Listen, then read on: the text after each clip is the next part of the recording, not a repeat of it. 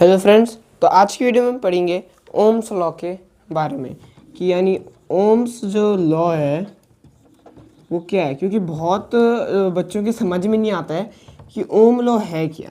ठीक है, वो मतलब उनको जो ये जो टॉपिक है ये क्लियर नहीं रहते हैं। तो मैं बताता हूँ।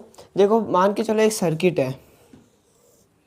ठीक है, इस लाइन को हटा देते हैं और ये क्या कनेक्ट हो रखा है, एक वोल्टेज से हो रखा कनेक्ट।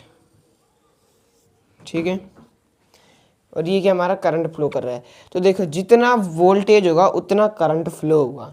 ठीक है, अगर वोल्टेज बढ़ाएंगे तो जो हमारा करंट होगा वो क्या होगा, वो भी बढ़ेगा।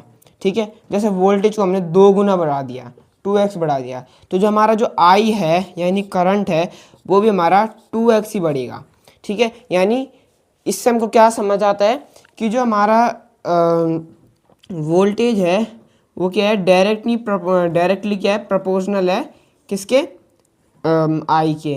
ठीक है, voltage is directly proportional to current. ठीक है, तो मतलब इस सर्किट से मैं आपको बताना चाहता हूँ कि ओम्स लॉ क्या होता है। अब ओम्स लॉ की बात हो रही है तो यहाँ पे रेजिस्टेंस की बात भी आएगी।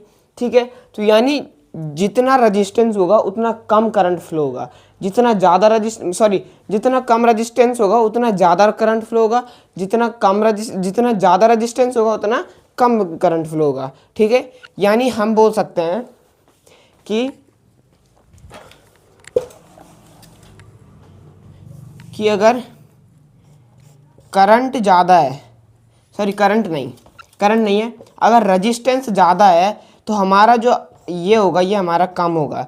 ठीक है, जो करंट है, पर अगर रेजिस्टेंस ही कम होगा तो करंट हमारा क्या होगा, बहुत ज़्यादा होगा।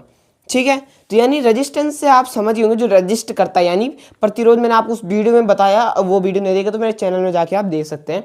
तो रेजिस्टेंस का मतलब प्रतिरोध, जिसका क्या होता है, एसआई यूनिट ओम होती है। तो ओम्स लॉ क्या बोलता है, स्टेट दैट कि जो वोल्टेज है वो डायरेक्टली प्रोपोर्शनल है किसके, करंट के। तो ठीक है, अब आपको पता लगेगा कि ओम्स लॉ क्या होता है। बहुत छोटी सी डेफिनेशन थी जो मैंने आपको बता दिया है, और मैंने कुछ और चीज़ों के बारे में बताया, जैसे वोल्टेज बढ़ा तो करंट बढ़ता है, वोल्टेज घटा तो करंट घटता है। तो ये था इस वीडियो में। आई होप अगर आपको वीडियो पसंद आई तो लाइक जरूर करना। आप मिलते हैं आपको अगली वीडियो में।